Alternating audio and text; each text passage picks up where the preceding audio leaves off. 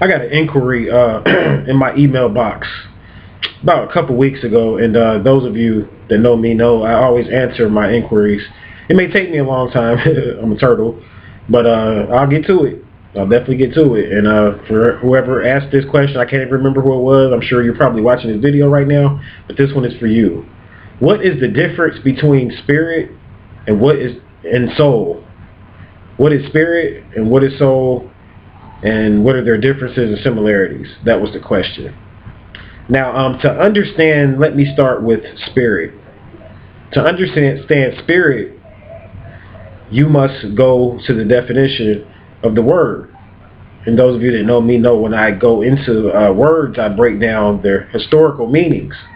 I don't just look the word up, because if you look up the word spirit, you're going to basically find in their dictionary, they think the spirit and soul are the same. In Webster's dictionary, they're going to say spirit or soul, and they're going to lump them all together, and that's not what spirit is. I said this in other videos, but look at the term respiratory system, respiratory. So when you deal with respiratory, or the spirit or the respiratory system, you see the term spirit.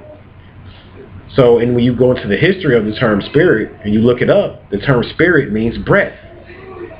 That's right, it means breath. So when you start talking about getting spiritual and spiritual energy and spirituality, all of these things have nothing to do with morals. These things are rooted in your breath. This is what the original meaning that the mystics taught in the mystery schools. They taught that spirit and breath were synonymous. So to become more spiritual, you must learn to breathe properly. You must learn to breathe properly. You must align your chakras through your breath to become more spiritual. Your spirit is the vehicle that will carry you, that will carry your soul into the astral plane.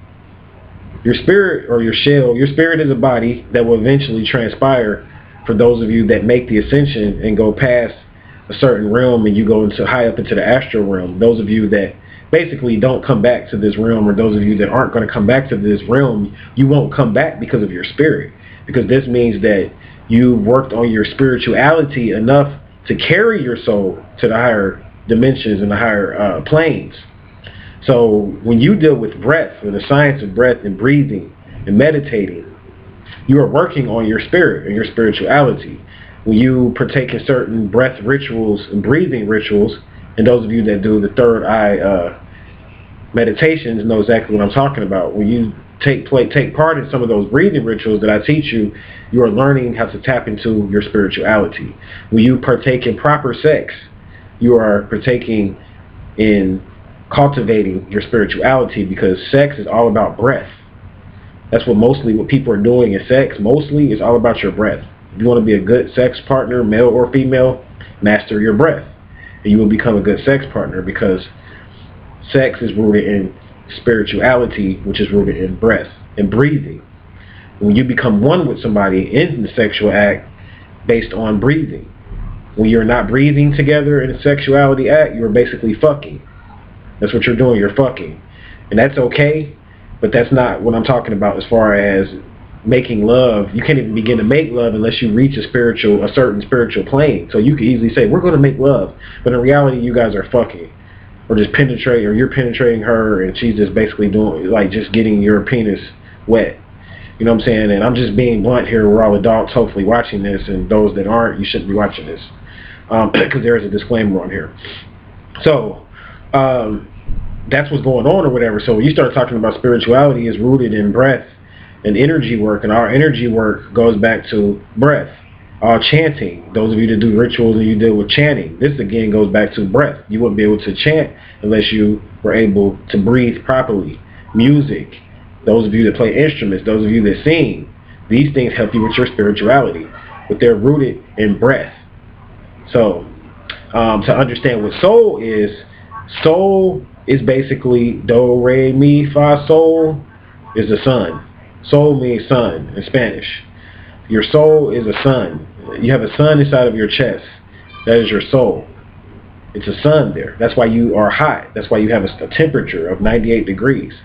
You have a sun there in your chest. Now, scientists don't talk about this, but they do talk about it at the same time because they call it the solar plexus. The solar plexus, which is located in your chest, right here. So when you start dealing with the term solar plexus, you see solar or sun. So they're telling you coded information, but that's what I'm saying. This is nothing new. What I'm telling you, scientists already know these things, but they choose to deal with technical terms and keep people asleep. And I'm straight up blunt with people.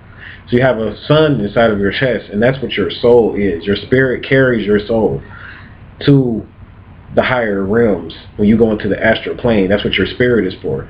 So when you leave your body and when you so-called die, or what I call transform, you leave your body, your breath leaves your body and it carries your soul. That's why you take your last breath. That's basically how you know someone's dead, when they stop breathing.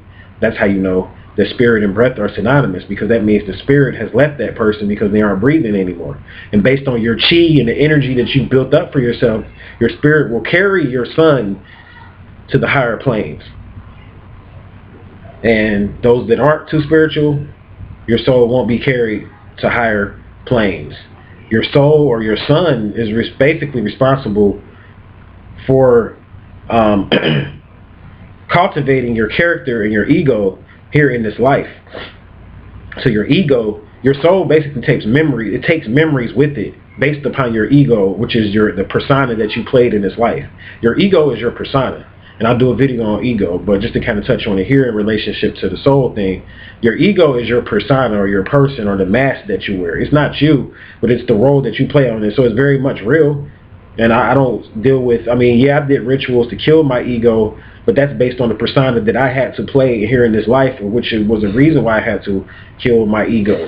When I say I kill my ego, it doesn't mean that I don't have one. It just means that I don't identify with it. I still have an ego. I wouldn't be here talking to you right now. So when I say I killed my ego, it just means that I, the real I am that I am, that I doesn't deal with the ego. Meaning that I don't identify with my ego, and when someone says something to me, I don't identify with it. I might listen to it and I look at it from a state of the observer, and I'll correct certain things based on what people say to me, based on playing a better role. So I take corrections as far as like if someone tries to correct me, I correct myself based on me playing a better role and playing a better part. It's basically like somebody telling me you're not acting right, because this is just a play. This is a game. So in this life.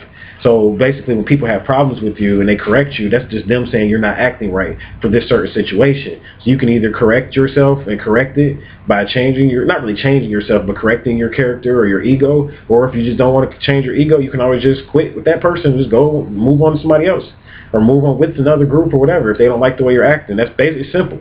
You either change the situation to accommodate that person because you need to continue to play that role with that person based on karma and different things and different reasons why you may need to play that role. So you continue to play that role with that person, or if you don't want to play that role anymore, you just leave. And I know people say, well, this is serious. You're playing with people's lives and you're talking about playing roles. And yeah, because it's a game. I don't identify with everybody. Deals in ego here. This whole realm is all about egos.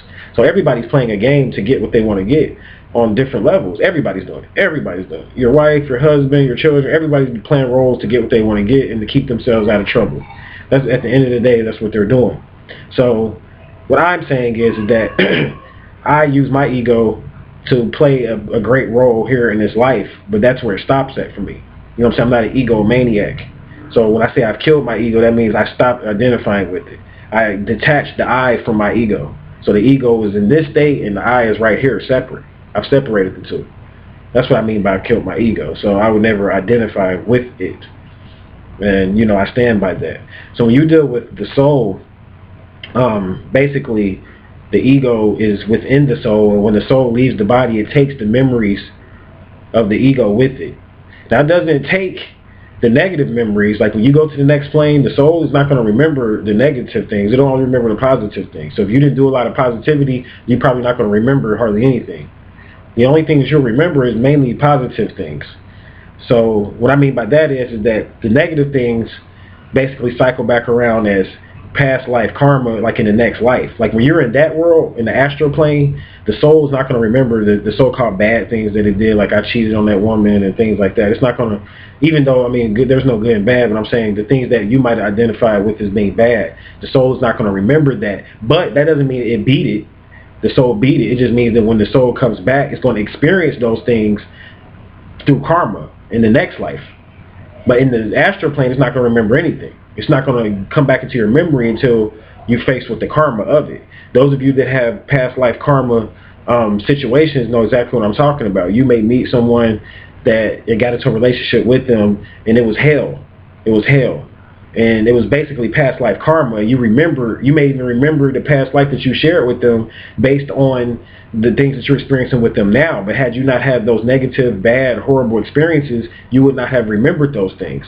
So that's what, as far as like when you deal with the ego, when you deal with the the bad things that, you know what I'm saying, that the self did in one life, they come back when you come back to the planet. But when you're on the soul plane, they're not there on the soul plane. They're not there on the soul plane. On the soul plane, only the good memories stay with you, the good things that you did.